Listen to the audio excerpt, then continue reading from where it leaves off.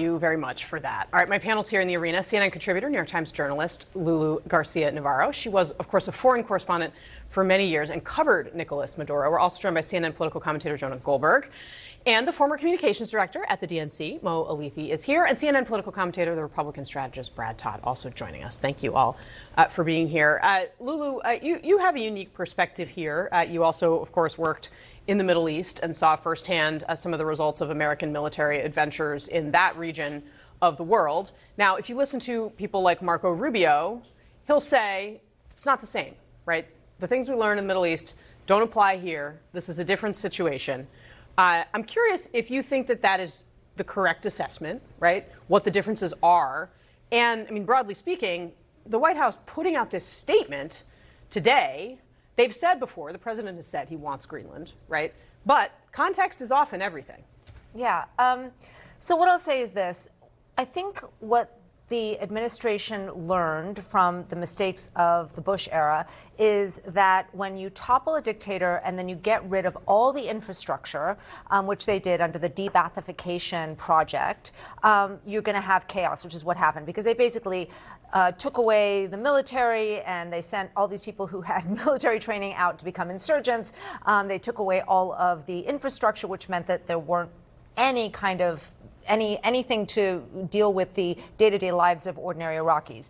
And instead what they've done here is exactly the opposite, right? They've said, everyone stays the same. All these terrible people who have been repressing the Venezuelan people, we're just going to leave them there, and we've cut off the sort of head because we don't want to have happen in Venezuela what happened in Iraq. Now, maybe there's a middle ground. First of all, maybe not going in at all. But secondly, like, if you talk to Venezuelans, which I have today, they were really happy that Maduro was taken, those that oppose that administration, which is the majority of the country.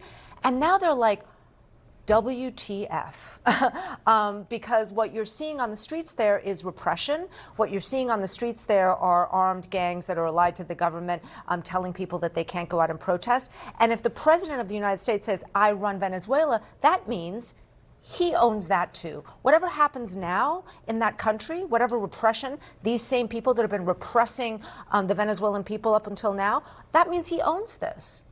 Jonah Goldberg, what do you think is the biggest mistake the president could make right now in Venezuela?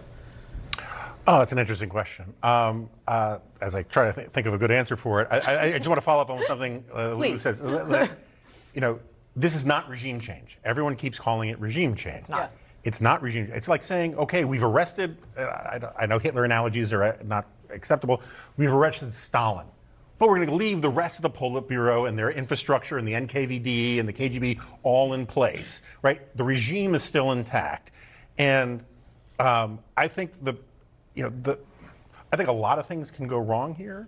Going forward, I think trying to strong-arm the oil companies into doing something that they don't necessarily want to do or can do could really blow up in his face in a way that make the whole thing, because we found out that all of the stuff about blowing up boats and drugs was really pretextual, and what he really wanted to do was take the oil. And if they can't figure out a way to take the oil before the midterms in a plausible way, and that all goes crazy, I could see Trump trying to order oil companies to do it. I could see him trying to take a golden share.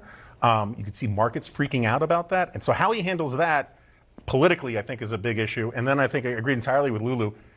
Look, I make a big case about Congress and the Constitution all the time. Yeah. One of the reasons why you go to Congress is just a political one, so you have buy-in from the rest of the political system.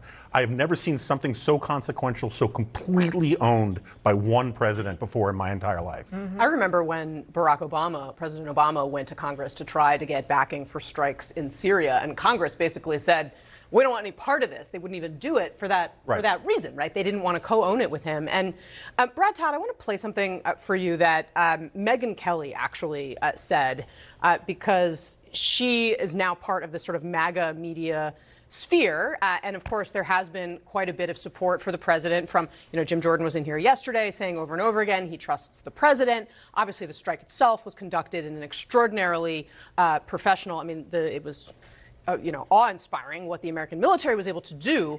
But here's what Megyn Kelly said. It's interesting considering. Watch.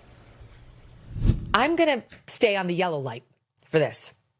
I'm not in the green light territory. I'm not in the red light territory either, but I am staying in the yellow light territory for now. I have seen what happens when you cheerlead unabashedly U.S. intervention in foreign countries, thinking it's for our good and for the international good, only to wind up with what we've called quagmire.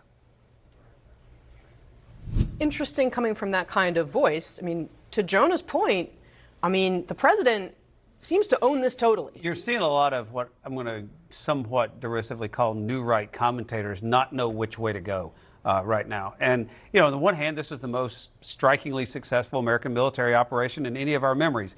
And I'll flash back comparing this one to what happened with Joe Biden's exit from Kabul. It's just night and day different. And which was the beginning of his slide, and his numbers never recovered from it. His numbers never recovered from it. Now, the President Trump's goal is to try to make this be the springboard to his numbers recovering in a similar way. I think he's going to do that. He's going to have to enunciate a plan for what success looks like next and how we get out. And to Lulu's point, you know, there are a finite number of people in any country trained to be soldiers. If you don't pay them to be soldiers, someone else will pay them to be soldiers.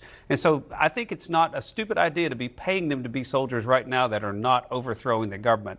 But he's going to have to enunciate a plan by which we have a new democratic elected government in Venezuela that will be an ally of ours, and at what point that means we can extract ourselves. Do you know what my question is, though? What has he and what has this administration offered the people who are running Venezuela right now? Because we've heard a lot about the stick and the fact that they have indictments against them, that they could end up worse than Maduro. I don't know what that means. I don't know if that means that, you know, they get the kaput.